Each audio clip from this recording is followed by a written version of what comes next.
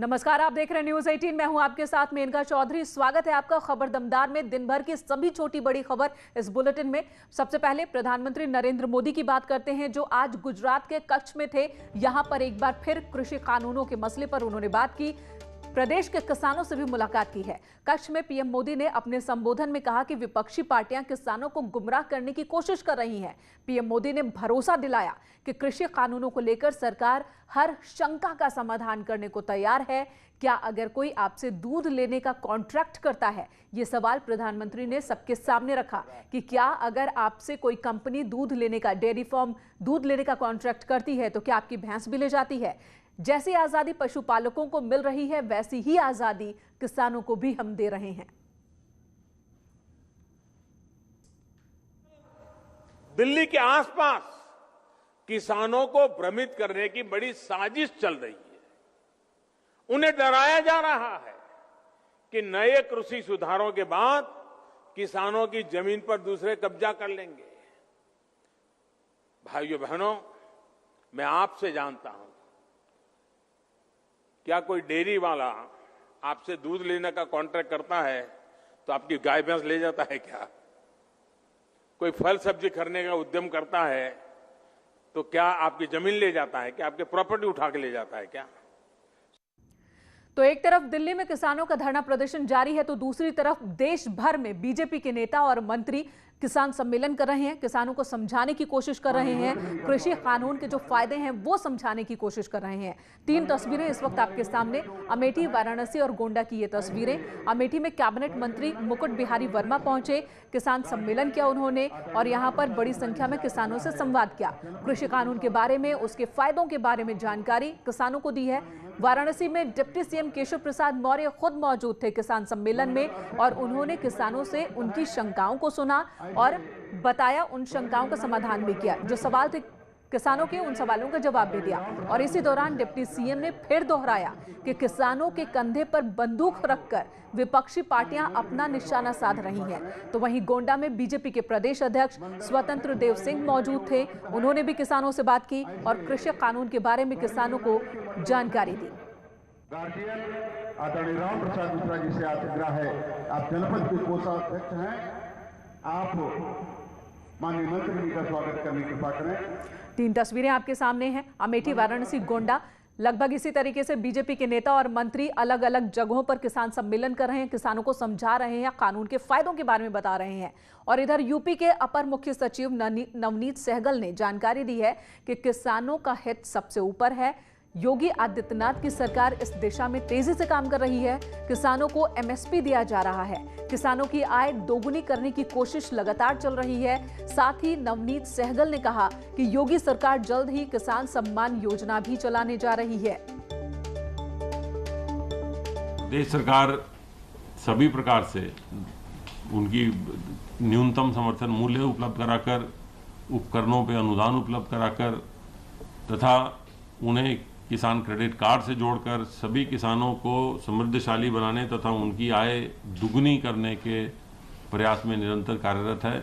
और एक मिशन किसान सम्मान योजना भी चलाई जाएगी, जिसका विवरण अभी कुछ दिनों पश्चात आपको प्रस्तुत किया जाएगा। और अब आगरा से बड़ी खबर, जिसके बाद पुलिस प्रशासन के बीच हड़कंप मच गया है। बैंक में यहां पर दिन दहाड़े लूट हो गई। 56 लाख रुपए कैश लूट कर बदमाश भाग निकले, जिसके बाद से ही हड़कंप की स्थिति यहां पर है। हथियार दिखाकर बदमाशों ने लूटपाट की है। इंडियन ओवरसीज बैंक में लूट की यह वारदात हुई। पुलिस के आला अधिकारी मौके पर मौजूद है। पूरे शहर में नाकाबंदी कर दी गई है। थाना सदर इलाके में ये वारदात हुई है और जो बात अभी तक सामने आ रही है, 4 से 6 की संख्या में ये बदमाश थे जिन्होंने इस वारदात को अंजाम दिया है। ब्रांच में आज एक लूट की घटना की खबर मिली थी। मौके पे फील्ड यूनिट और पुलिस इत्यादि को बुलाया गया है।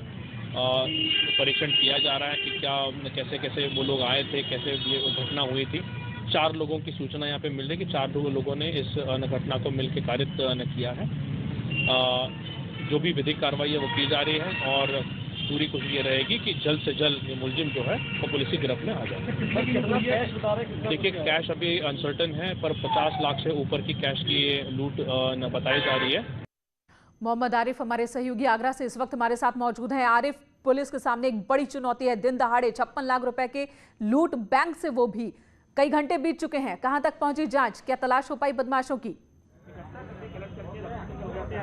देखिए मेनका, बिल्कुल ये आगरा पुलिस के लिए एक बहुत बड़ा चैलेंज है। एक बड़ी वारदात आगरा में हुई है। दिन दहाड़े 56 लाख की लूट बैंक के अंदर से कर ली जाती है। तमाम बदमाश यहाँ आते हैं, 5 से लेकर 6 बदमाश यहाँ बताए जा रहे हैं इस बैंक के अंदर घुसते हैं और करीब 56 लाख का कैश लूट कर यहाँ से फरार हो जाते हैं। देखिए मेनका, ठीक पीछे आप तस्वीर देखिए, ये वही बैंक है जिससे लूट की बड़ी वारदात हुई है। 56 लाख की लूट की वारदात इसी बैंक से हुई है। इंडियन ओवरसीज बैंक है, इसमें लूट हुई। देखिए लूट की वारदात के बाद तमाम आला अधिकारी मौके पर पहुंच गए हैं। ADG, IG, SSP, SP city, तमाम अधिकारी यहाँ मौजूद हैं और पूरे मामले की जांच पड़ताल कर रहे हैं कि आखिरकार बदमाशों के हौसले इतने बुलंद कैसे हुए कि इतनी बड़ी वारदात हुई। देखिए मैंने कहा, वारदात जरूर हुई है, लेकिन पुलिस के लिए बड़ा चैलेंज है इस खुलासे को लेकर कि आखिरकार पुलिस खुलासा कब करेगी, कब उन बदमाशों की पकड़ होगी जो 56 लाख रुपए दिन दहाड़े इस बैंक से लूट कर ले गए। बिल्कुल आरिफ, और सवाल सिक्योरिटी सिस्टम पर भी है कि कितने सिक्योरिटी गार्ड यहाँ बैंक में उस वक्त मौजूद थे। हथियारों के साथ बदमाश अंदर दाखिल होने में कामयाब कैसे हो गए? कर दिया गया है, नाकेबंदी कर दी गई है। इसके अलावा पूरी टीम लगी हुई है कि इस लूट करने वाले बदमाश बहुत जल्दी पकड़े जाए। जी मेनका जी, सिक्योरिटी सिस्टम को लेकर इस वक्त क्या जानकारी है? आखिर बैंक के अंदर हथियार लेकर बदमाश कैसे दाखिल हो गए? देखिए मेनका, ये बहुत बड़ा सवाल है। बैंक के ऊपर सवाल है, पुलिस के ऊपर सवाल है कि जब पूरी बैंक है, तमाम लाखों रुपए का यहाँ ट्रांजैक्शन होता है, तो सिक्योरिटी कहाँ थी, सिक्योरिटी गार्ड कहाँ थे, जो पैनिक बटन, जो सिक्योरिटी वाला बटन, जो अलार्म होता है वो बजा या नहीं बजा। इस तरह के तमाम सवाल बैंक के ऊपर भी है, पुलिस के ऊपर है कि आखिरकार हो क्या रहा है। इतनी बड़ी वारदात बिल्कुल कस्बे के आसपास हो जाना अपने आप में बड़ा सवाल है, पुलिस के लिए चैलेंज है। और बैंक के पुलिस अभी तक तलाश में ही जुटी हुई है, उन सवालों के जवाब में ही जुटी है कि आखिर वो बदमाश कौन थे और किस तरफ भागे। धन्यवाद इस वक्त पूरी जानकारी देने के लिए आरिफ आपका। आप इस पूरे मसले पर नजर बनाए रखें। अगली खबर, उत्तर प्रदेश में बाहुबलियों और अपराधियों के अवैध साम्राज्य पर योगी सरकार का एक्शन लगातार जारी है और इसी कड़ी में पीडीए ने संगम नगरी प्रयागराज में एक और बड़ी कार्रवाई को अंजाम दिया। अहमदाबाद जेल में बंद बाहुबली पूर्व सांसद अतीक अहमद के साले जकी अहमद के अवैध रूप से बने गेस्ट हाउस को जमींदोज कर दिया गया।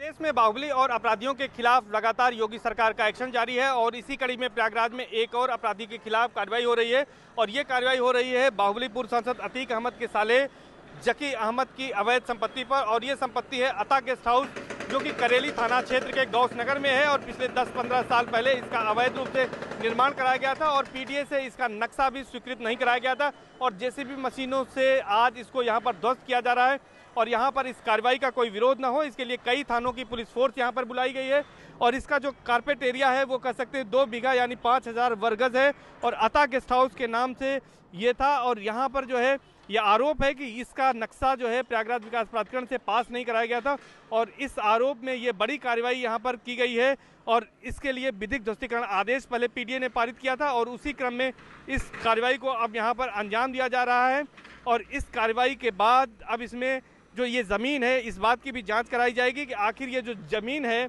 ये ज़मीन किसके नाम है, इसकी अलग से जांच होगी। एक बड़ी कार्रवाई को अंजाम यहाँ पर दिया जा रहा है और ये जो कार्रवाई है प्रयागराज विकास प्राधिकरण की प्रयागराज जिले में वो 31वीं कार्रवाई है बाहुबलियों और अपराधियों के खिलाफ। तो इससे सरकार एक तरफ जहाँ कड़ा संदेश देना जा रही है वहीं अपराधियों की भी कमर तोड़ रही है। कैमरा पर्सन संजू मिश्रा के साथ सर्वेश दुबे, न्यूज़ 18 प्रयागराज। प्रयागराज समेत दूसरे जिलों में भी लगातार अपराधियों के खिलाफ कार्रवाई चल रही है जिसकी वजह से पूर्व बाहुबलियों में हड़कंप मचा हुआ है। इधर आम आदमी पार्टी की बात कर लेते हैं जो अब उत्तर प्रदेश में सियासी पारा चढ़ाने की तैयारी में है। दरअसल दिल्ली के मुख्यमंत्री अरविंद केजरीवाल ने प्रेस कॉन्फ्रेंस कर यह ऐलान किया कि उनकी पार्टी 2022 में उत्तर प्रदेश में विधानसभा के चुनाव लड़ेगी। केजरीवाल ने सीधा हमला बोला और कहा कि उत्तर प्रदेश में सुविधाओं की कमी है। साथ ही दिल्ली के मुख्यमंत्री ने यह भी सवाल दागा कि यूपी में बिजली बिल ज्यादा क्यों है, यूपी की जनता उन्हें मौका दे और उत्तर प्रदेश में वो सब कुछ ठीक कर देंगे। आने वाले 2022 के विधानसभा चुनाव में आम आदमी पार्टी उत्तर प्रदेश में चुनाव लड़ेगी। दिल्ली में यूपी के बहुत भाई बहन रहते हैं।